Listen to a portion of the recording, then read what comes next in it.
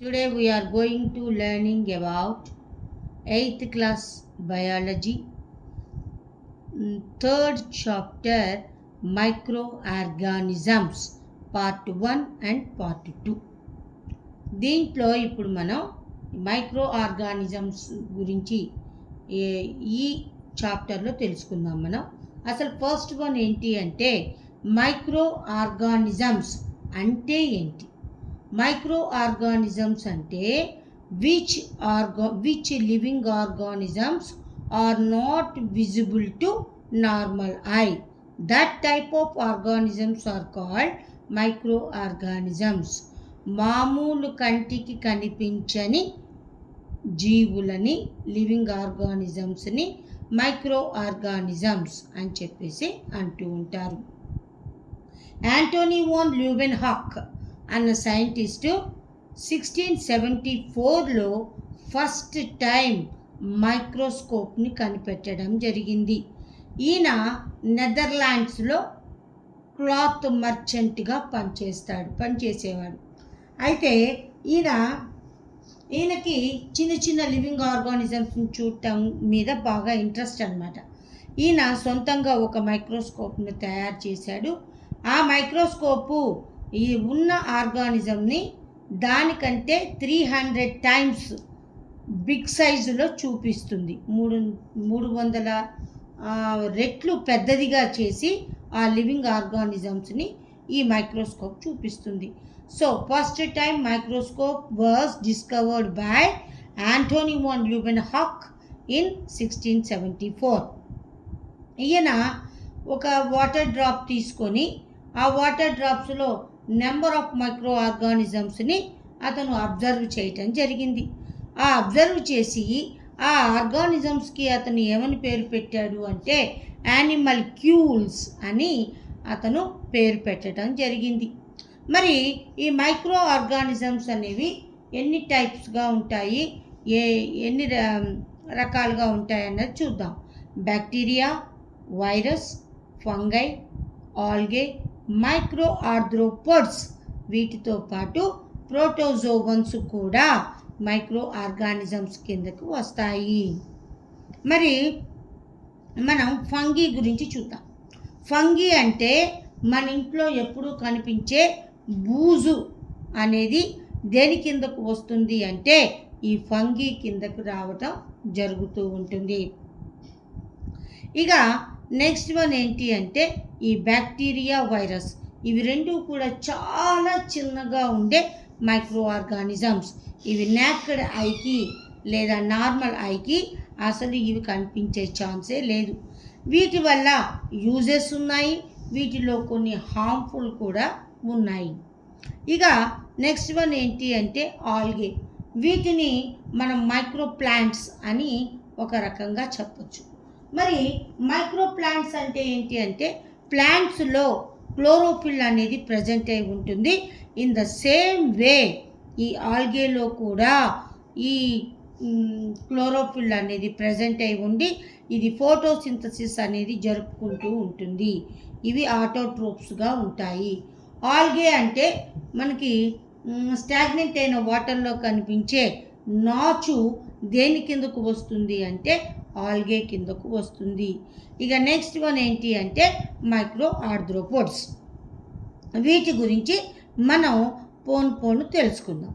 ఇక first one ఏంటి అంటే ఫంగీ. ఫంగీ అంటే ఏం చెప్పుకున్నాం మనం? బూజు. ఆ బూజు అనేది ఫంగీ కిందకే వస్తుంది.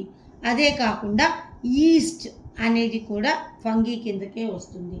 ఇవే కాకుండా ఎక్కడైనా బాగా వర్షాలు పడినప్పుడు చెట్ల మీద, తర్వాత నేల మీద అక్కడక్కడ చిన్న చిన్న గొడుగులు లాంటివి వైట్ కలర్లో మనకు కనిపిస్తుంటాయి. వాటిని ఏమంటారు అంటే కుక్క గొడుగులు అని చెప్పేసి అంటూ ఉంటారు. ఇవి మోస్ట్ ప్రాబబ్లీ పాయిజనస్గా ఉంటాయి. వాటి నుంచి ఒక రకమైన బ్యాడ్ స్మెల్ కూడా వస్తూ ఉంటుంది. జనరల్గా మీరు ముత్యాలమ్మ పెట్టుకుంటున్నాము, లేకపోతే ఇంకా అక్కడ గుడి కట్టేసి ఒక చోట దానికి ఒక రోజు పెట్టుకొని పండగలాగా చేసుకుంటూ ఉంటారు. ముత్యాలమ్మని, తర్వాత ఇంకోటి అని చెప్పేసి చేస్తూ ఉంటారు. ఆ గుడి ఎందుకు కడుతున్నారు అంటే ఈ పుట్టగొడుగుల్లో నుంచి లేదా ఈ కుక్క గొడుగుల్లో నుంచి పాయిజనస్ ఉంటాయని చెప్పుకున్నాం కదా, వాటి నుంచి ఒక రకమైన బ్యాడ్ స్మెల్ వస్తుంది. అది కూడా పాయిజనస్సే. సో ఏం చేసేవాళ్ళు అంటే పూర్వం దాని మీద యాంటీబయాటిక్గా పనిచేసే పసుపుని, కుంకుమని దాని మీద జల్లేవాళ్ళు. అది జల్లినప్పుడు ఏమవుతుంది అంటే ఆ పుట్టగొడుగులు మొత్తం కూడా డిస్ట్రాయ్ అయిపోవటం జరుగుతూ ఉంటుంది. ఆ బ్యాడ్ స్మెల్ అనేది బయటికి రాకుండా ఉండటం కోసం దాని మీద గూడులాగా కడతారు. ఇట్లా కట్టేసి దాని మీద పసుపు కుంకుమ జల్లటం వల్ల అది రాను ఏమైందంటే అదొక పండగలాగా చేసుకొని ముత్యాలమ్మ తల్లని, ఇంకో తల్లని చెప్పేసి ఫెస్టివల్ లాగా చేసుకోవటం జరుగుతూ ఉంటుంది. ఇక ఈ మష్రూమ్స్ అనేవి ఈ వెజిటబుల్స్ లాగానే ప్రజెంట్ వీటిని ఫుడ్గా ఉపయోగించుకోవడం అనేది జరుగుతూ ఉంటుంది. మరి ఈ మష్రూమ్స్లో హై ప్రోటీన్స్ అనేవి ఉంటాయి. ఇవి చాలా హెల్దీ ఫుడ్. వీటిని మనం ఫుడ్గా తీసుకుంటూ ఉంటాము. ఇక నెక్స్ట్ వన్ ఏంటి అంటే బ్యాక్టీరియా. ఈ బ్యాక్టీరియాలు ఎక్కడ ప్రజెంట్ అయి ఉంటాయి అంటే మన చుట్టూ ఉన్న సరౌండింగ్స్లో నెంబర్ ఆఫ్ బ్యాక్టీరియాలు, వైరస్లు కూడా ప్రజెంట్ అయి ఉంటూ ఉంటాయి. మరి ఈ మిల్క్ అనేది కర్డ్గా మారుతుంది. ఆ కర్డ్గా మారటానికి, కర్డ్ అంటే పెరుగు, పాలు పెరుగుగా మారటానికి ఉపయోగపడే బ్యాక్టీరియా ఏంటి అంటే లాక్టోబాసిల్లస్ అనే బ్యాక్టీరియా ఏం చేస్తుంది అంటే పాలని పెరుగుగా మారుస్తుంది. మనం ఇప్పటి వరకు కూడా బ్యాక్టీరియాలు, వైరస్లు అంటే కంటికి కనిపించవు అని చెప్పేసి చెప్పుకున్నాం. కానీ బ్యాక్టీరియాలలో కూడా బిగ్గెస్ట్ బ్యాక్టీరియా ఉంది. అది 0.75 mm సైజులో ఉంటుంది, లెంత్లో ఉంటుంది. దీని యొక్క పేరేంటి అంటే థియోమార్గరిటా నమీబియన్సిస్ అనే బ్యాక్టీరియా బిగ్గెస్ట్ బ్యాక్టీరియాగా ఉంటుంది. ఇది మామూలు కంటికే కనిపిస్తుంది. ఈ బ్యాక్టీరియాని కనుగొన్న సైంటిస్ట్ ఎవరు అంటే హైడెన్ స్కల్జ్ అన్న సైంటిస్టు ఈ బ్యాక్టీరియాని డిస్కవర్ చేయటం జరిగింది.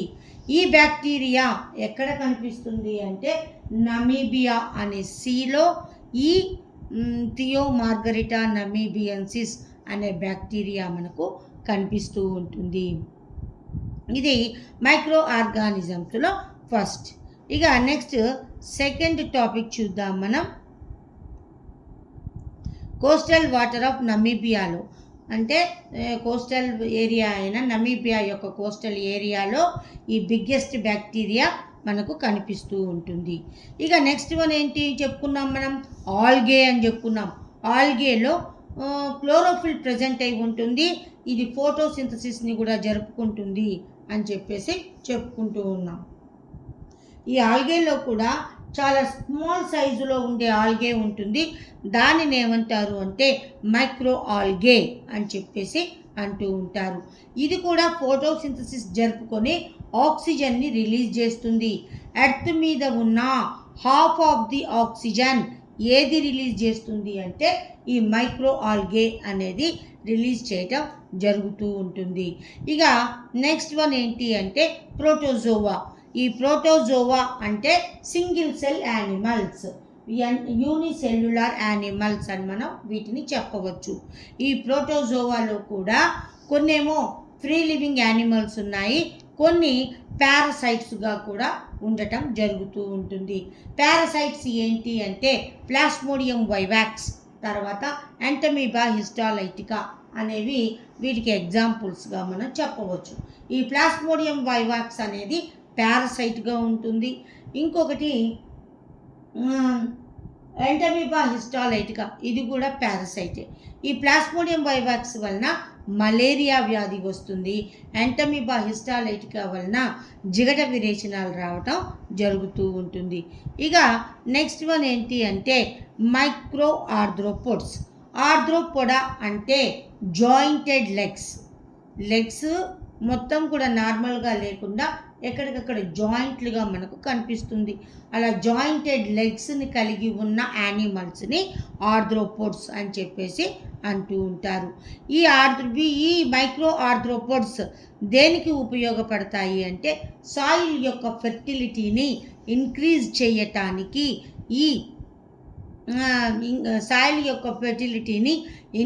చేయటానికి ఈ మైక్రో ఆర్థ్రోపోడ్స్ అనేవి ఉపయోగపడతాయి. ఇంకా ఇవి ఎక్కడెక్కడ ఉంటాయి అంటే స్కిన్ మీద, ఐలిడ్స్ మీద, బెడ్డింగ్స్ మీద, రగ్స్ మీద కూడా ఈ మైక్రో ఆర్థ్రోపోడ్స్ అనేవి గ్రో అప్ అవటం అనేది జరుగుతూ ఉంటుంది. అంటే నల్లులు తెలుసుగా మీకు, ఆ నల్లి కూడా దేని కిందకు వస్తుంది అంటే ఈ మైక్రో ఆర్థ్రోపోడ్ కిందకి రావటం జరుగుతూ ఉంటుంది. ఇంకా 1 ఎకర్ ల్యాండ్లో టాప్ 8 ఇంచెస్ ఆఫ్ సాయిల్లో ఎంత ఉంటుంది అంటే 5.5 tons of fungi and bacteria ఉంటుంది. 1 ఎకరపు నేలలో పైన 8 ఇంచెస్ వరకు కూడా ఎంత ఫంగీ అండ్ బ్యాక్టీరియా ఉంటుంది అంటే 5.5 tons of fungi and bacteria అనేది ప్రజెంట్ అయి ఉంటుంది. ఇవి యూస్ఫుల్ ఫర్ గ్రోయింగ్ క్రాప్స్, పంటలు బాగా పండటానికి, సాయిల్ ఫెర్టిలిటీని ఇంక్రీజ్ చేయటానికి ఇవి ఉపయోగపడుతూ ఉంటాయి. జాయింటెడ్ లెగ్డ్ ఆర్గానిజమ్స్ని ఏమంటాం మనం? ఆర్థ్రోపోడ్స్ అని చెప్పేసి అంటూ ఉంటాము. తర్వాత స్కాబీస్ అంటే ఇచ్చింగ్ అంటే దురద, గజ్జి, తామర అలాంటివి వేటి వల్ల వస్తుంది అంటే ఈ స్కాబీస్ వల్ల వస్తుంది. ఇది కూడా మైక్రో ఆర్థ్రోపోడే. దీని యొక్క పేరేంటి అంటే ఈ స్కాబీస్ని కలుగజేసే ఆర్థ్రోపోడ్ పేరేంటి అంటే స్కాబీస్ మైట్ అనే దానివల్ల ఈ స్కాబీస్ లేదా ఇచ్చింగ్, గజ్జి, తామర లాంటివి రావటం జరుగుతూ ఉంటుంది. ఇక నెక్స్ట్ వన్ ఏంటి అంటే వైరస్.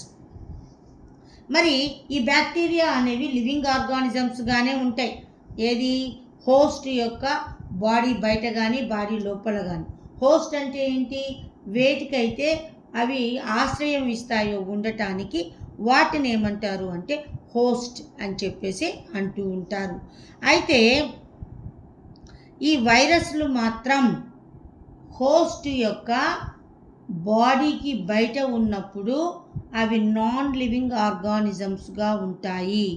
అవి ఎప్పుడైతే హోస్ట్ లేదా యానిమల్ లేదా ప్లాంట్లోనికి ఎంటర్ అవుతాయో అప్పుడు అవి లివింగ్ ఆర్గానిజమ్స్గా బిహేవ్ చేయటం జరుగుతూ ఉంటుంది. అంటే ఏదైనా యానిమల్ యొక్క లేదా ప్లాంట్ యొక్క బాడీ బయటేమో ప్రాణం లేని దానిలాగా ఉంటుంది, నాన్ లివింగ్ ఆర్గానిజమ్స్గా ఉంటుంది. అది ఎప్పుడైతే ఆ ప్లాంట్ మీద లేదా యానిమల్ మీదకి పడుతుందో అప్పుడు అది లివింగ్ ఆర్గానిజమ్స్గా బిహేవ్ చేయటం జరుగుతూ ఉంటుంది. కాబట్టి ఈ వైరస్లను ఏమంటారు అంటే interlink between living and non living organism అని చెప్పేసి ఈ వైరస్లను చెప్పటం జరుగుతూ ఉంటుంది. ఈ వైరస్ల వల్ల వచ్చే డిసీజెస్ ఏంటి అంటే polio, swine flu, conjunctivitis, small pox, chicken pox, cold, AIDS. దీంతో పాటు మనకి ఆ మధ్య వచ్చిన వైరస్ ఉంది కరోనా వైరస్.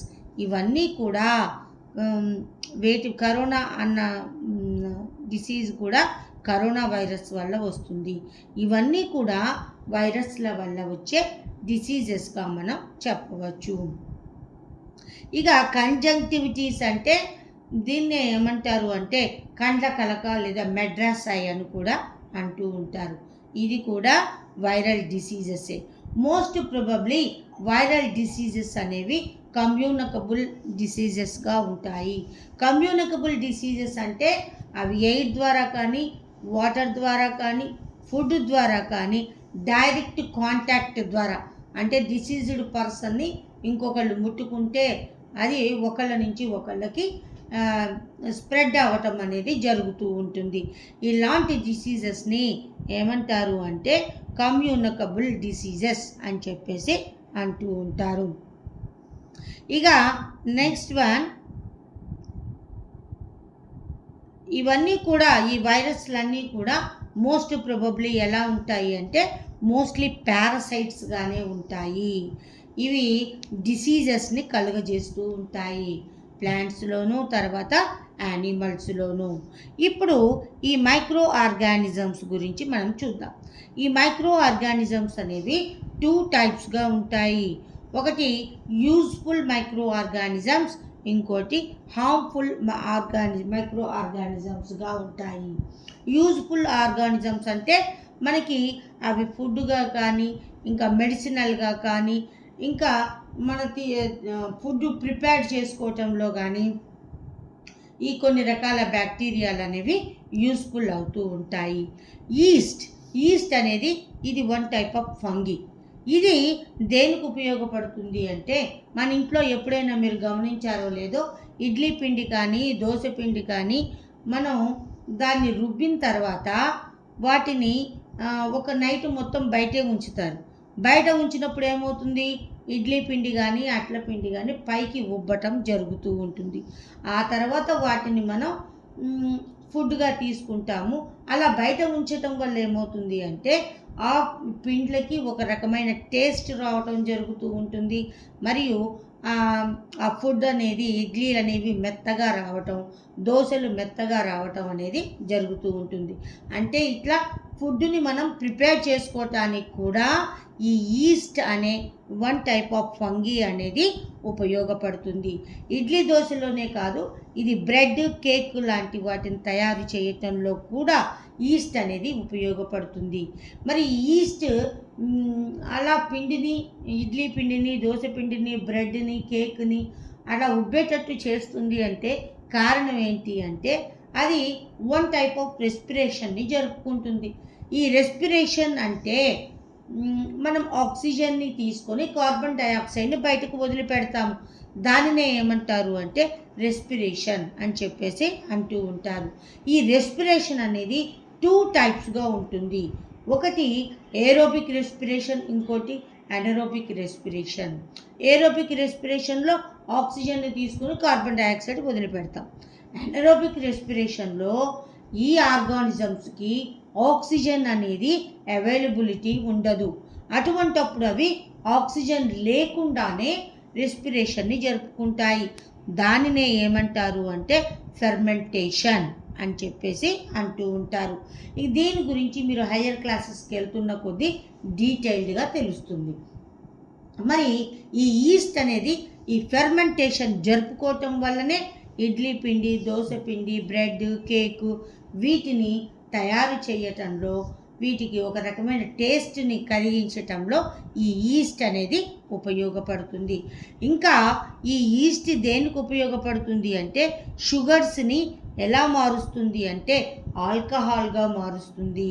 ఈ షుగర్స్లో ఈస్ట్ కలిపినప్పుడు ఆ ఈస్ట్ ఫెర్మెంటేషన్ని జరుపుకొని వాటిని ఎలా మారుస్తుంది అంటే ఆల్కహాల్గా మార్చడానికి కూడా ఉపయోగపడుతుంది. ఇట్లా ఆల్కహాల్ తయారీలో కూడా ఈ ఈస్ట్ అనే ఫంగి ఉపయోగపడుతుంది.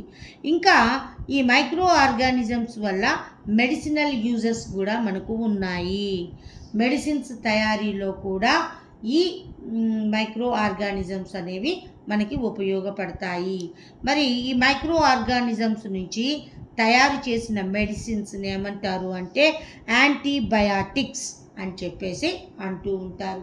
యాంటీబయాటిక్ అంటే మనలో బ్యాక్టీరియల్ డిసీజెస్ ఏమైనా వస్తే ఆ బ్యాక్టీరియాని కిల్ చేసి ఆ డిసీజ్ని క్యూర్ చేస్తాయి. అలాంటి మెడిసిన్స్ని ఏమంటారు అంటే యాంటీబయాటిక్ అని చెప్పేసి అంటూ ఉంటారు. ఇక ఈ ఫంగీ నుంచి ఒక రకమైన యాంటీబయాటిక్ని తయారు చేస్తారు. మరి మీ ఫంగీ నుంచి తయారు చేసే యాంటీబయాటిక్స్ ఏంటి అంటే పెన్సిలిన్, టెట్రాసైక్లిన్, స్ట్రెప్టోమైసిన్, ఎరిథ్రోమైసిన్ అనే ఒక యాంటీబయాటిక్స్ని ఈ ఫంగీ నుంచి తయారు చేస్తారు. మరి ఇవి ఏం చేస్తాయి అంటే మనం ఆల్రెడీ చెప్పుకున్నాం, క్యూరింగ్ బ్యాక్టీరియల్ డిసీజెస్. బ్యాక్టీరియాని కిల్ చేసి ఆ బ్యాక్టీరియల్ డిసీజ్ని ఏం చేస్తుంది, క్యూర్ చేయటం జరుగుతూ ఉంటుంది. అలాంటి మెడిసిన్స్ని ఏమంటారు అంటే యాంటీబయాటిక్స్ అని చెప్పేసి అంటూ ఉంటారు. మరి బ్యాక్టీరియల్ డిసీజెస్ ఏంటి అంటే టైఫాయిడ్, గనేరియా, డయేరియా, ట్యూబర్క్యులోసిస్, సెప్టికేమియా అనేవి బ్యాక్టీరియల్ డిసీజెస్గా ఉండటం జరుగుతూ ఉంటుంది. సెప్టికేమియా అంటే మన కాలికి ఏదైనా మేకు లేదా ఇనుప వస్తువులు గుచ్చుకున్నప్పుడు ఏమవుతుంది అంటే ఇమీడియట్గా మనకి టీటీ ఇంజెక్షన్ చేయించుకోమని చెప్తారు. ఇన్ కేస్ టీటీ ఇంజెక్షన్ చేసుకోకపోతే మనకి ఆ ఇంజురీ పెద్దదైపోయి సెప్టిక్ అవ్వటం జరుగుతూ ఉంటుంది. ఇన్ఫెక్షన్ ఎక్కువయ్యి ఆ పార్ట్ను మొత్తాన్ని కూడా తీసేయాల్సిన పరిస్థితి కూడా వస్తుంది. దాన్నే సెప్టిక్ అంటారు. దానిని సెప్టికేమియా అని కూడా అంటారు. ఇది బ్యాక్టీరియా వల్ల ఆ ఇన్ఫెక్షన్ పెరగటం అనేది జరుగుతూ ఉంటుంది. ఇక ఈ డిసీజెస్ కలిగించేవి కూడా మైక్రో ఆర్గానిజమ్సే. ఆ డిసీజెస్ని క్యూర్ చేయటానికి వాడే మందులు కూడా మైక్రో ఆర్గానిజమ్స్ నుంచే తయారు చేయటం జరుగుతూ ఉంటుంది. సో మైక్రో ఆర్గానిజమ్స్ నుంచి మనకు మెడిసినల్ యూజెస్ కూడా ఉన్నాయి.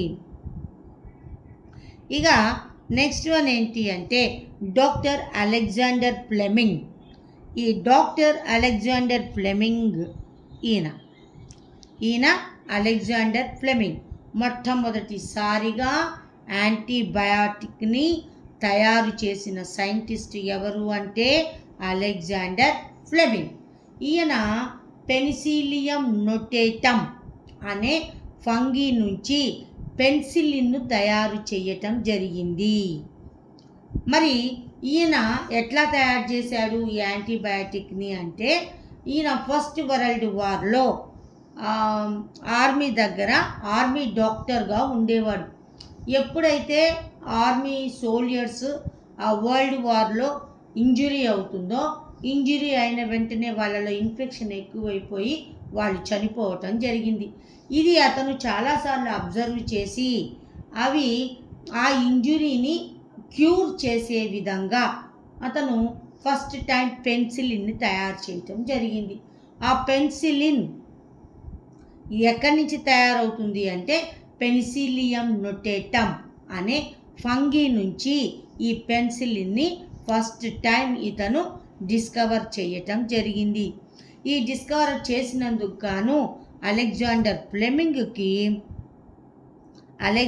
ఫ్లెమింగ్కి నోబెల్ ప్రైజ్ రావటం జరిగింది. ఈ పెన్సిలిన్ని ఆయన ఎప్పుడు తయారు చేశాడు అంటే 1929లో తయారు చేశాడు. దానికి గాను ఆయనకి 1945లో నోబెల్ ప్రైజ్ రావటం జరిగింది. ఇక నెక్స్ట్ వన్ ఏంటి అంటే ఇంకొక యాంటీబయాటిక్ వేరే యాంటీబయాటిక్స్ని కూడా తయారు చేశారు డాక్టర్ ఎల్లాప్రగడ సుబ్బారావు. డాక్టర్ ఎల్లాప్రగడ సుబ్బారావు ఈయన కూడా యాంటీబయాటిక్ని తయారు చేయటం జరిగింది. ఈయన వెస్ట్ గోదావరి మన ఏపీకి సంబంధించిన వ్యక్తే. ఈయన వెస్ట్ గోదావరిలో ఈయన జన్మించటం జరిగింది. Birth place west Godavari. ఈయన కూడా ఆరియోమైసిన్ లేదా టెట్రాసైక్లిన్ అనే యాంటీబయాటిక్ని ఈయన తయారు చేయటం జరిగింది. డాక్టర్ ఎల్లాప్రగడ సుబ్బారావు అన్న అతను దీన్ని ఆరియోమైసిన్ లేదా టెట్రాసైక్లిన్ అనే యాంటీబయాటిక్ని ఈయన తయారు చేయటం జరిగింది. ఈ యాంటీబయాటిక్ వేటికి ఉపయోగపడుతుంది అంటే టైఫాయిడ్, ప్లేగ్, ట్యూబర్క్యులోసిస్ ఈ 3 డిసీజెస్ని క్యూర్ చేయటానికి ఉపయోగపడుతుంది. వీటిని టీపీటీ అని కూడా అంటూ ఉంటారు. టీ అంటే టైఫాయిడ్, పి అంటే ప్లేగ్, టీ అంటే ట్యూబర్క్యులోసిస్. ఈ 3 డిసీజెస్ని క్యూర్ చేయటానికి టెట్రాసైక్లిన్ లేదా ఆరియోమైసిన్ అన్న యాంటీబయాటిక్ని ఉపయోగిస్తారు. ఆ యాంటీబయాటిక్ని డిస్కవర్ చేసిన సైంటిస్ట్ ఎవరు అంటే డాక్టర్ ఎల్లాప్రగడ సుబ్బారావు. ఓకే, ఇక నెక్స్ట్ వన్ ఏంటి అంటే వ్యాక్సిన్. ఈ వ్యాక్సిన్లను కూడా వేటి నుంచి తయారు చేస్తారు అంటే మైక్రో ఆర్గానిజమ్స్ నుంచే తయారు చేస్తారు. మరి యాంటీబాడీస్ మనకి ఈ వ్యాక్సిన్స్ గురించి తెలియాలి అంటే ముందు కొన్ని పదాలు తెలియాలి మనకి. బ్లడ్లో వైట్ బ్లడ్ సెల్స్ అనేవి ఉంటాయి. ఈ వైట్ బ్లడ్ సెల్స్ ఏం చేస్తాయి అంటే బాడీలోకి ఏ ఆర్గానిజం, ఏ మైక్రో ఆర్గానిజమ్స్ వచ్చినా వాటిని చంపివేస్తాయి, వాటిని కిల్ చేస్తాయి. దానినే ఏమంటారు అంటే ఇమ్యూనో పవర్ అని చెప్పేసి అంటూ ఉంటారు. ఆ వైట్ బ్లడ్ సెల్స్ అనేవి కొన్ని రకాల బాడీస్ని తయారు చేస్తాయి. ఆ బాడీస్ ఏం చేస్తాయి అంటే ఎప్పుడైతే మన బాడీలోకి హార్మ్ఫుల్ మైక్రో ఆర్గానిజమ్స్ ఎంటర్ అవుతాయో వాటిని ఇమీడియట్గా ఆ బాడీస్ అనేవి కిల్ చేయటం జరుగుతూ ఉంటుంది. వాటిని ఏమంటారు అంటే యాంటీబాడీస్ అని చెప్పేసి అంటూ ఉంటారు. మరి ఈ యాంటీబాడీస్ని ఎట్లా ప్రొడ్యూస్ చేస్తాయి అంటే వైట్ బ్లడ్ సెల్స్ అనేవి ప్రొడ్యూస్ చేస్తాయి. అవి ఎప్పుడైతే ఆర్గానిజం వస్తుందో దాన్ని ఇమీడియట్గా కిల్ చేస్తుంది. దాని నుంచి మన బాడీని ఎలాంటి డిసీజెస్ రాకుండా ప్రొటెక్ట్ చేయటం జరుగుతూ ఉంటుంది. మనం ఆల్రెడీ చెప్పుకున్నాం, మన చుట్టూ మొత్తం కూడా ఎయిర్లోనూ మన చుట్టూ మన బాడీ మీద కొన్ని మిలియన్స్ ఆఫ్ బ్యాక్టీరియాలు, వైరస్లు ఉంటాయి. అవి ఉన్నంత మాత్రాన మనకి డిసీజెస్ వస్తున్నాయా? రావట్లేదు. మరి అవి రాకుండా ఉంటున్నాయి. కారణం ఏంటి అంటే because off white blood cells producing antibodies. ఈ యాంటీబాడీస్ అనేవి ఏం చేస్తాయి? ఆ హార్మ్ఫుల్ మైక్రో ఆర్గానిజమ్స్ని కిల్ చేసి మనకి ఎలాంటి డిసీజెస్ రాకుండా ప్రొటెక్ట్ చేయటం జరుగుతూ ఉంటుంది. మరి వ్యాక్సినేషన్ అంటే ఏంటి? వ్యాక్సినేషన్ అంటే మన బాడీలోకి చనిపోయిన మైక్రో ఆర్గానిజమ్స్ని లేదా వీక్గా ఉన్న మైక్రో ఆర్గానిజమ్స్ని మన బాడీలోకి ఎంటర్ చేయటం జరుగుతుంది, ఎక్కిస్తారు. ఆ ఎక్కించినప్పుడు ఏమవుతుంది అంటే మన బాడీలో ఉన్న ఈ ఇమ్యూనో సిస్టమ్ లేదా వైట్ బ్లడ్ సెల్స్ అనేవి ఏం చేస్తాయి? వాటిని కిల్ చేయటం కోసం యాంటీబాడీస్ని తయారు చేసి ఉంచుతాయి. ఆ బాడీలో ఆ యాంటీబాడీస్ తయారై ఉంటాయి. అప్పుడు మనం ఏ డిసీజ్కి సంబంధించిన మైక్రో ఆర్గానిజమ్స్కి సంబంధించిన యాంటీబాడీస్, ఆ డిసీజ్కి సంబంధించిన మైక్రో ఆర్గానిజం మన బాడీలోకి ఎంటర్ అవ్వగానే ఇమీడియట్గా దాన్ని కిల్ చేసి ఏం చేస్తుంది అంటే బాడీని ప్రొటెక్ట్ చేయటం జరుగుతూ ఉంటుంది. దీనినే ఏమంటారు అంటే వ్యాక్సినేషన్ అంటారు. బాడీలోకి డెడ్ మైక్రో ఆర్గానిజం లేదా వీక్గా ఉన్న మైక్రో ఆర్గానిజంని ఎంటర్ చేస్తారు, ఇంజెక్ట్ చేస్తారు. ఇంజెక్ట్ చేసినప్పుడు బాడీలో ఆటోమేటిక్గా యాంటీబాడీస్ అనేవి ప్రొడ్యూస్ అవుతాయి. ఆ యాంటీబాడీస్ ఏం చేస్తాయి? ఏ మైక్రో ఆర్గానిజంకి సంబంధించిన యాంటీబాడీస్ మన బాడీలో ఉన్నాయో ఆ మైక్రో ఆర్గానిజం రాగానే ఇమీడియట్గా దాన్ని కిల్ చేసి బాడీని ప్రొటెక్ట్ చేస్తాయి. ఇది వ్యాక్సినేషన్. దీనినే ఏమంటారు అంటే వ్యాక్సినేషన్ అని చెప్పేసి అంటూ ఉంటారు. మరి ఈ వ్యాక్సినేషన్ వేటి డిసీజెస్కి చేస్తారు అంటే smallpox, chickenpox, measles, whooping cough, tuberculosis, hepatitis, వీటన్నింటికి కూడా, ఈ డిసీజెస్ అన్నింటికీ కూడా వ్యాక్సిన్స్ వేయటం అనేది జరుగుతూ ఉంటుంది. ఇంకా పోలియో అంటే మీకు తెలుసు, ఈ కాళ్ళు చేతులు బాగా సన్నగా ఉండి వాళ్ళు సరిగ్గా నడవలేరు. అలాంటి పరిస్థితిని, అలాంటి పొజిషన్ని ఏమంటారు అంటే పోలియో అని చెప్పేసి అంటూ ఉంటారు. మరి చిన్నపిల్లల్లో ఈ పోలియో రాకుండా ఉండటం కోసం బిలో 5 years చిల్డ్రన్కి ఈ పోలియో వ్యాక్సిన్ వేయటం అనేది జరుగుతూ ఉంటుంది.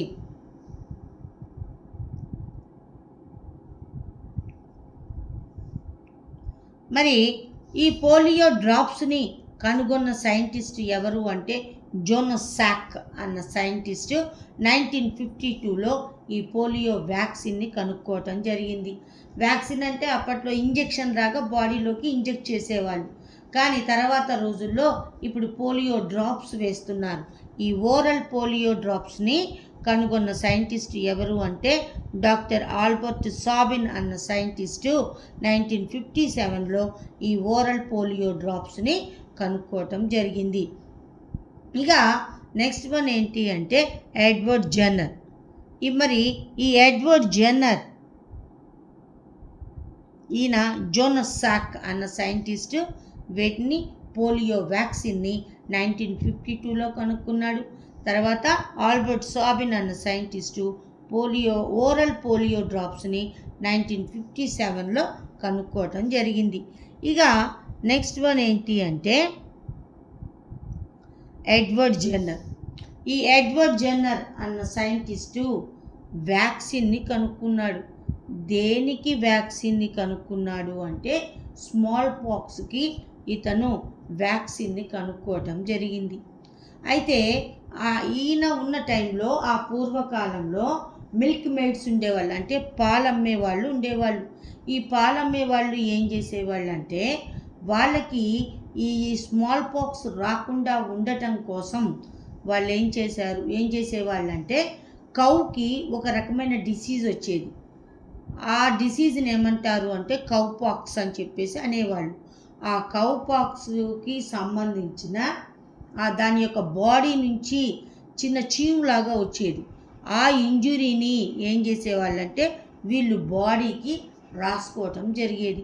అట్లా రాసుకోవటం వల్ల ఏమయ్యేది అంటే వీళ్ళకి ఇంకా స్మాల్ పాక్స్ అనేది అసలు అటాక్ అవ్వకుండా ఉండేది. ఇది అతను ఉన్నప్పటి నుంచి పూర్వకాలం జరిగేది. అయితే ఈ ఎడ్వర్డ్ జెన్నర్ అనేవాడు ఏం చేశాడు అంటే ఒకరోజు వాళ్ళ ఇంటికి పాలమ్మే అమ్మాయి వచ్చి పాలు పోసింది. పాలు పోసిన తర్వాత మాటల్లో ఆ అమ్మాయి ఏం చెప్పింది అంటే మాకు ఈ స్మాల్ పాక్స్ అనేది రాదు అని చెప్పింది. రాదు అని చెప్పేసరికి అతనికి డౌట్ వచ్చింది. ఏమిటి, ఎందుకు ఇంత కాన్ఫిడెంట్గా చెప్తుంది మా స్మాల్ పాక్స్ రాదని చెప్పి కాన్ఫిడెంట్గా చెప్తుంది ఏంటి అని చెప్పేసి ఆయనకి డౌట్ వచ్చి ఆ మిల్క్ మేడ్ అమ్మాయి యొక్క పేరెంట్స్ దగ్గరికి వెళ్ళి కనుక్కోవటం జరిగింది. కనుక్కుంటే వాళ్ళు ఇది చెప్పారు. అప్పుడు అతను ఏం చేశాడు అంటే ఈ కౌ పాక్స్ నుంచి ఆ మైక్రో ఆర్గానిజం తీసుకొని దానిని ఆ వైరస్ని తీసుకొని దానిని ఒక మిల్క్ మేడ్ యొక్క అమ్మాయి యొక్క పేరెంట్స్ పర్మిషన్ తీసుకొని ఆ అమ్మాయి బాడీలోనికి ఇనాక్యులేట్ చేయటం జరిగింది. అంటే బాడీలోకి ఇంజెక్ట్ చేయటం జరిగింది. జరిగినప్పుడు ఏమయ్యింది అంటే ఆ అమ్మాయిలో యాంటీబాడీస్ ప్రొడ్యూస్ అయ్యి ఆ అమ్మాయికి ఈ స్మాల్ పాక్స్ అనేది అటాక్ కాకుండా బాడీని ఆ యాంటీబాడీస్ ప్రొటెక్ట్ చేయటం జరిగింది. అది ఎవరు అబ్జర్వ్ చేశారు అంటే ఈ ఎడ్వర్డ్ జెన్నర్ అన్న సైంటిస్టు అబ్జర్వ్ చేయటం జరిగింది.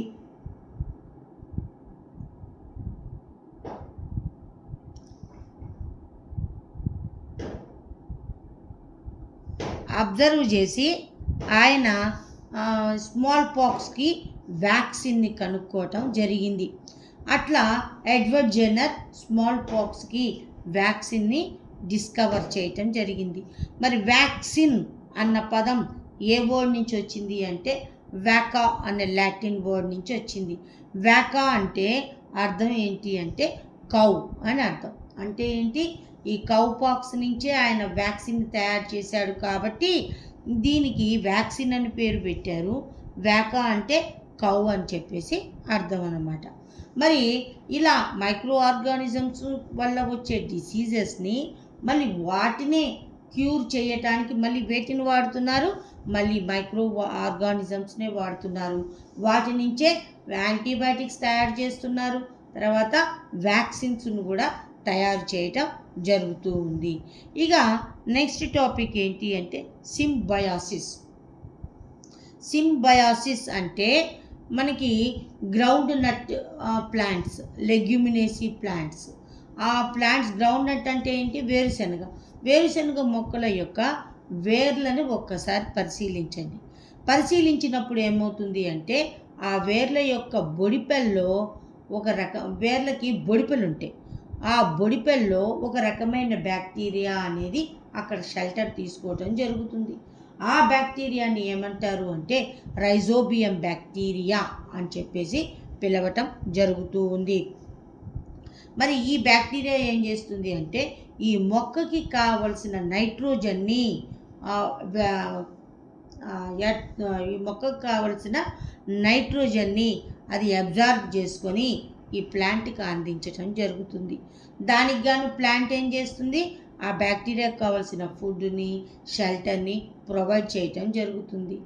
ఇలాంటి రిలేషన్షిప్ని ఏమంటారు అంటే సింబయాసిస్ లేదా సింబయాటిక్ రిలేషన్షిప్ అని చెప్పేసి అంటూ ఉంటారు. దీన్నే తెలుగులో సహజీవనం అని కూడా అంటూ ఉంటారు. ఇట్లా ప్లాంట్స్ మంచిగా గ్రో అప్ అవ్వడానికి కావలసిన నైట్రోజన్ని కూడా ఏమందిస్తున్నాయి, ఈ రైజోబియం బ్యాక్టీరియా అనేది అందించటం జరుగుతూ ఉంటుంది. ఇంకా నెక్స్ట్ వన్ ఏంటి అంటే ఈ బ్యాసిల్లస్ థరింజెన్సిస్ అనే ఒక రకమైన బ్యాక్టీరియా ఏం చేస్తుంది అంటే ఈ క్రాప్స్ మీద వచ్చే పెస్ట్లని కిల్ చేయటం జరుగుతూ ఉంటుంది. పెస్ట్లు అంటే కీటకాలు, మొక్కల పైన వచ్చేసి ఆకుల్ని వాటిని తినేసి పంటని నాశనం చేస్తూ ఉంటాయి. అలాంటి పెస్ట్లని కిల్ చేయటానికి ఈ బ్యాసిల్లస్ థరింజిస్ అనే బ్యాక్టీరియా ఉపయోగపడుతుంది. అయితే ఈ బ్యాక్టీరియాలో ఉండే జీన్స్ని లేదా డిఎన్ఏని ఏం చేశారు అంటే తర్వాత రోజుల్లో ఈ కాటన్ యొక్క ప్లాంట్లోకి ఎక్కించటం జరిగింది. ఆ ఎక్కించడం వల్ల ఏమవుతుంది, ఈ కాటన్ ప్లాంట్లో ఇమ్యూనో పవర్ పెరిగి అది పెస్ట్ల నుంచి ప్రొటెక్ట్ చేసుకోవటం జరుగుతూ ఉంటుంది. అలాంటి కాటన్ని ఏమంటారు అంటే బీటీ కాటన్ అని చెప్పేసి అంటూ ఉంటారు. మరి ఈ బ్యాక్టీరియా పెస్ట్లని న్యాచురల్గానే కిల్ చేస్తుంది కాబట్టి దీనిని ఏమంటారు అంటే బయోపెస్టిసైడ్ అని కూడా అంటూ ఉంటారు.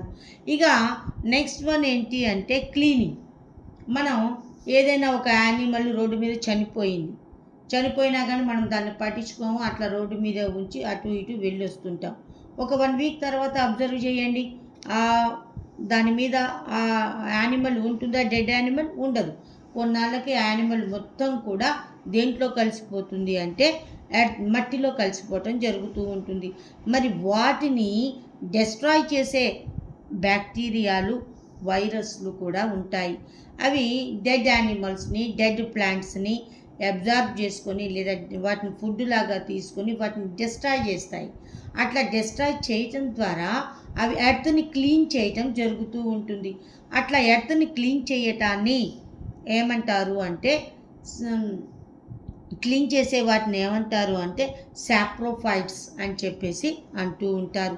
అలాంటి న్యూట్రిషన్ని ఏమంటారు అంటే సాప్రోఫైటిక్ న్యూట్రిషన్ అని చెప్పేసి అంటూ ఉంటారు. ఈ బ్యాక్టీరియాలు ఏం చేస్తాయి, మైక్రో ఆర్గానిజమ్స్ ఎర్త్ని క్లీన్ చేస్తున్నాయి. అలా క్లీన్ చేస్తున్నాయి కాబట్టి వీటిని ఏమంటారు అంటే స్కావెంజర్స్ ఆఫ్ ద ఎర్త్ అని కూడా అంటూ ఉంటారు. వీటిని ఈ బ్యాక్టీరియాలని సీవేజ్ ట్రీట్మెంట్ కూడా వాడుతూ ఉంటారు. కంపోస్ట్ పిట్ తయారీలో కూడా ఈ బ్యాక్టీరియాలు ఉపయోగపడతాయి. కంపోస్ట్ అంటే ఏంటి, ఈ మన ఇంట్లో మిగిలిపోయిన ఫుడ్ మెటీరియల్స్ని, ఫుడ్ సబ్స్టాన్సెస్ని, వేస్ట్ మెటీరియల్ని అన్నింటినీ కూడా ఒక గుంటలాగా తీసి దాంట్లో వేస్తారు. దాంట్లో ప్లాంట్స్ యొక్క లీవ్స్ అయితే ఏంటి, వేస్ట్ మెటీరియల్స్ అన్నీ వేసి దాన్ని కప్పేసి ఒక 1 వీక్ 10 డేస్ అలా ఉంచితే అది మొత్తం కూడా డీకంపోజ్ అయిపోతుంది. ఆ డీకంపోజ్ అయిపోయిన దాన్ని బయటకు తీసి మొక్కలకు వేస్తే అది న్యాచురల్ మాన్యూర్గా పనిచేసి ఆ మొక్కలు బాగా పెరగటానికి, క్రాప్స్ బాగా పెరగటానికి ఉపయోగపడుతుంది. దానిని ఏమంటారు అంటే కంపోస్ట్ మాన్యూర్ అని చెప్పేసి అంటూ ఉంటారు. ఈ కంపోస్ట్ మాన్యూర్ తయారీలో కూడా ఏవి ఉపయోగపడతాయి అంటే మైక్రో ఆర్గానిజమ్స్ అనేవి ఉపయోగపడతాయి.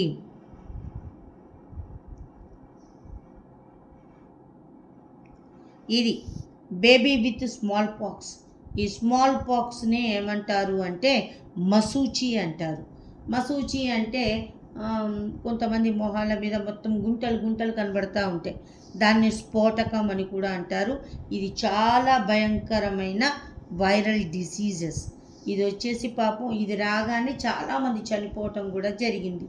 ఇలాంటి స్మాల్ పాక్స్కి వ్యాక్సిన్ కనుగొన్న సైంటిస్ట్ ఎవరు అంటే ఎడ్వర్డ్ జెన్నర్ అని మనం చెప్పొచ్చు. ఈయన ఎడ్వర్డ్ జెన్నర్, ఈయనే కనుక్కున్నాడు అనమాట.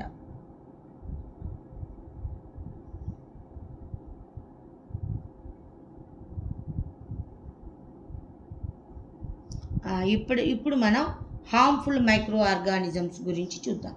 దీంట్లో ఫస్ట్ పదం చూడండి, ప్యాథోజెన్స్.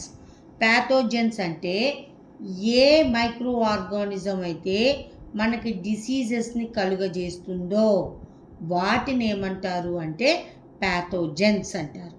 ఎగ్జాంపుల్స్ బ్యాక్టీరియాలు, వైరస్, ఫంగి ఇవన్నీ కూడా ప్యాథోజెన్స్గా ఉంటాయి. ఇక వెక్టర్స్ అంటే ఏంటి? డిసీజ్ని ఒక యానిమల్ నుంచి లేదా ఒక లివింగ్ ఆర్గానిజం నుంచి వేరొక లివింగ్ ఆర్గానిజంకి స్ప్రెడ్ చేస్తాయి. అట్లా స్ప్రెడ్ చేసే ఇన్సెక్ట్స్ని ఏమంటారు అంటే వెక్టర్స్ అని చెప్పేసి అంటూ ఉంటారు. ఇక ఈ డిసీజెస్ అనేవి 2 టైప్స్గా ఉంటాయి. Communicable diseases, non communicable diseases అనుగా ఉంటాయి. మరి కమ్యూనికబుల్ డిసీజెస్ అంటే ఈ డిసీజు ఒకళ్ళ నుంచి ఇంకొకరికి స్ప్రెడ్ అవుతుంది. ఎట్లాగా? Spread through air, water, food, physical contact and insects.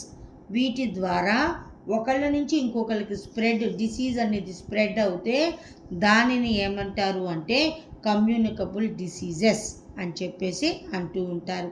మరి వీటికి ఎగ్జాంపుల్ ఏంటి అంటే cold, conjunctivitis, typhoid, smallpox, chickenpox, swine flu, tuberculosis, chikungunya, ఇవన్నీ కూడా, తర్వాత మలేరియా, ఇవన్నీ కూడా కమ్యూనికబుల్ డిసీజెస్గా మనం చెప్పొచ్చు.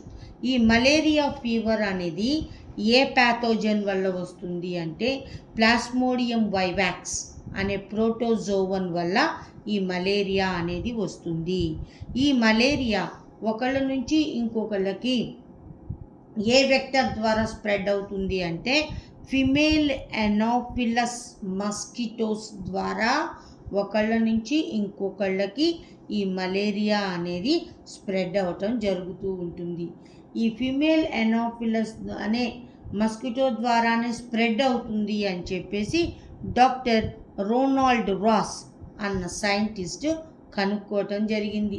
ఈయన పరిశోధనలన్నీ ఎక్కడ చేశాడు అంటే మన సికింద్రాబాద్, మన హైదరాబాద్లోనే ఈయన పరిశోధనలు చేసి ఏం కనుక్కున్నాడు అంటే ఫిమేల్ ఎనాఫిలస్ మస్కిటో ద్వారా ఈ మలేరియా అనేది ఒకళ్ళ నుంచి ఇంకొకళ్ళకి స్ప్రెడ్ అవుతుంది అని చెప్పేసి ఇతను కనుక్కోవటం జరిగింది. దీనికి గాను ఈయనకి 1902లో నోబెల్ ప్రైజ్ అనేది రావటం జరిగింది. మరి వెక్టర్స్ అనేవి ఓన్లీ మస్కిటోస్ ఉంటాయంటే కాదు, ఫ్లీస్, హౌస్ ఫ్లీస్ ఉంటాయి. ఇవి కూడా టైఫాయిడ్, కలరా, డయేరియా లాంటి డిసీజెస్ని స్ప్రెడ్ చేయటం జరుగుతూ ఉంది. ఈయనే రొనాల్డ్ రాస్. ఈయన ఈ మలేరియా అనేది ఫిమేల్ ఎనాఫిలస్ ద్వారా స్ప్రెడ్ అవుతుంది అని చెప్పేసి కనుక్కున్నాడు. దీనికి గాను ఈయనకి నోబెల్ ప్రైజ్ వచ్చింది. ఆయన యొక్క స్టడీ మొత్తం కూడా, పరిశోధనలు మొత్తం కూడా ఎక్కడ చేశాడు అంటే మన సికింద్రాబాద్లోనే చేయటం జరిగింది.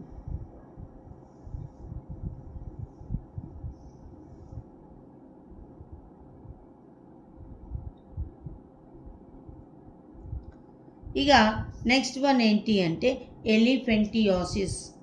ఎలిఫెంటియాసిస్ అంటే దీనిని తెలుగులో ఏమంటారు అంటే బోధకాలు అని చెప్పేసి అంటూ ఉంటారు.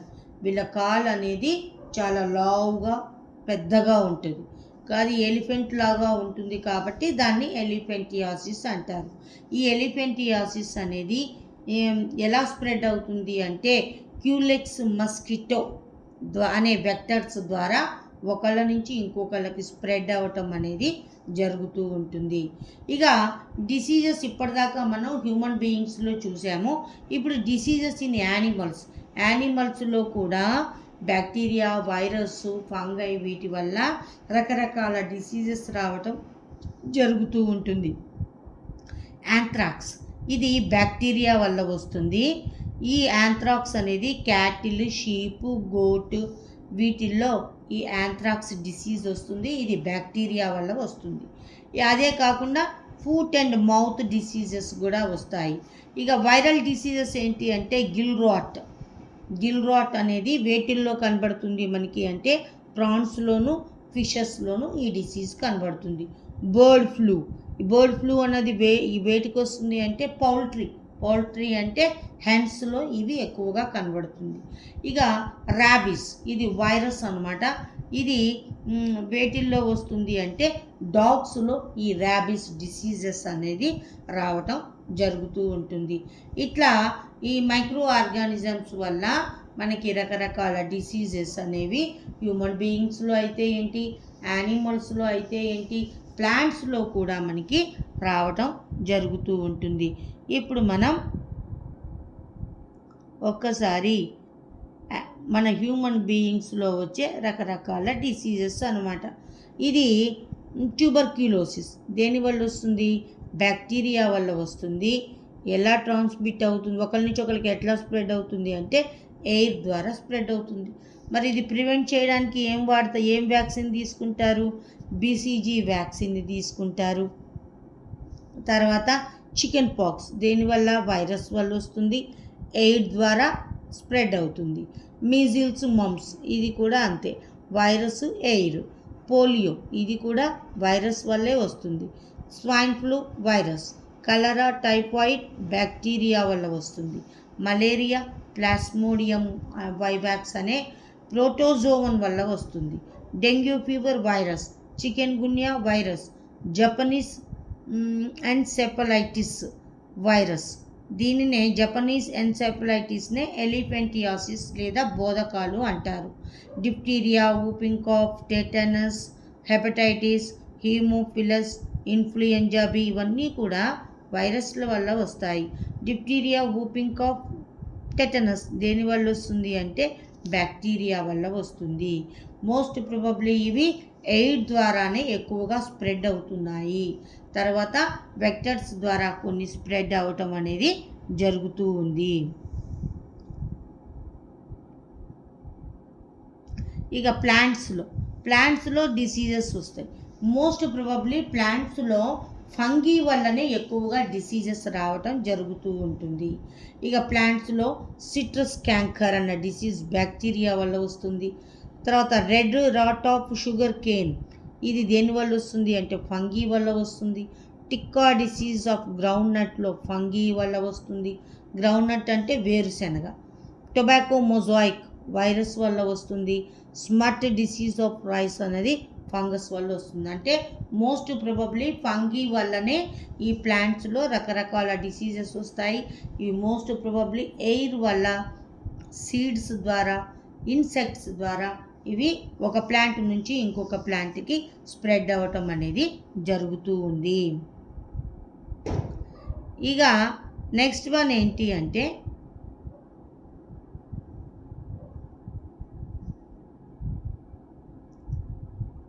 Food preservation. అంటే మన ఫుడ్ పాడు కాకుండా ఉండటానికి ఏం చేయాలి? పాస్చరైజేషన్. దీనిని లూయిస్ పాస్చర్ అన్న సైంటిస్టు కనుక్కోవటం జరిగింది. ఈ లూయిస్ పాస్చర్ అన్న అతను ఈ లూయిస్ పాస్చర్ అన్న సైంటిస్టు ఏం చేశాడు అంటే మిల్క్ని ప్రిజర్వ్ చేసే విధానాన్ని కనుక్కోవటం జరిగింది. ఈయన మిల్క్ని ఏం చేశాడు అంటే హై లెవెల్కి దాన్ని బాయిల్ చేయటం జరిగింది. అలా హై లెవెల్కి బాయిల్ చేసిన తర్వాత దాన్ని ఒక్కసారిగా కూల్ చేశాడు. కూల్ చేసి దానిని ప్యాకెట్లలో ఎయిర్ అనేది లోపలికి వెళ్ళకుండా ప్యాక్ చేయటం జరుగుతుంది. అట్లా చేసినప్పుడు ఏమవుతాయి అంటే మిల్క్ అనేవి పాడైపోకుండా, విరిగిపోకుండా ఎక్కువ కాలం ప్రిజర్వ్ చేయటానికి వీలుంటుంది. ఈ పద్ధతిని ఏమంటారు అంటే పాస్చరైజేషన్ అని చెప్పేసి అంటూ ఉంటారు. ఇతను మిల్క్ని 100 డిగ్రీ సెంటీగ్రేడ్ వరకు బాయిల్ చేసి దాన్ని ఇమీడియట్గా 17 డిగ్రీ సెంటీగ్రేడ్ వరకు 70 డిగ్రీ సెంటీగ్రేడ్ వరకు దాన్ని బాయిల్ చేసి 15 డిగ్రీ సెంటీగ్రేడ్ వరకు ఇమీడియట్గా దాన్ని కూల్ చేశాడు. అట్లా కూల్ చేయటం వల్ల ఏమవుతుంది అంటే ఆ దాంట్లో ఉండే ఈ micro organisms, harmful micro organisms అన్నీ కూడా చనిపోతాయి. ఆ చనిపోయిన తర్వాత వాటిని ప్రిజర్వ్ చేయటం అనేది జరుగుతూ ఉంటుంది. ఈ పద్ధతినే పాస్చరైజేషన్ అంటారు. దీన్ని లూయి పాస్చర్ అన్న సైంటిస్ట్ కనుక్కున్నాడు. ఈయనే కుక్కల్లో కరిచినప్పుడు వచ్చే ర్యాబీస్ వ్యాధికి వ్యాక్సిన్ని కూడా ఎవరు ఈ లూయి పాస్చర్ అన్న సైంటిస్ట్ కనుక్కోవటం జరిగింది. ఇక ఈయన పేరు చూడండి, లజ్జారో స్పెల్లాంజని. ఈయన ఫస్ట్ టైం డిస్కవర్ చేశాడు. ఏమని?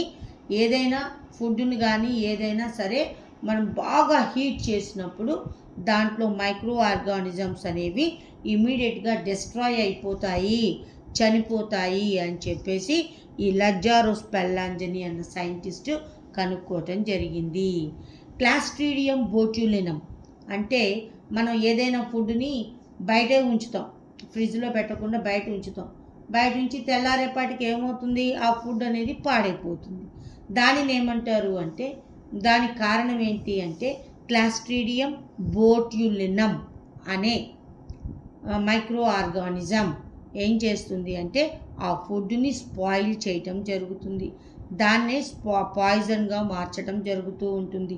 అలాంటి ఫుడ్ని కనుక మనం తీసుకుంటే మనకి వామిటింగ్స్, మోషన్స్ అవ్వటం జరుగుతూ ఉంటుంది. ఆ పొజిషన్ని ఏమంటారు అంటే బోట్యులిజం అని చెప్పేసి అంటూ ఉంటారు.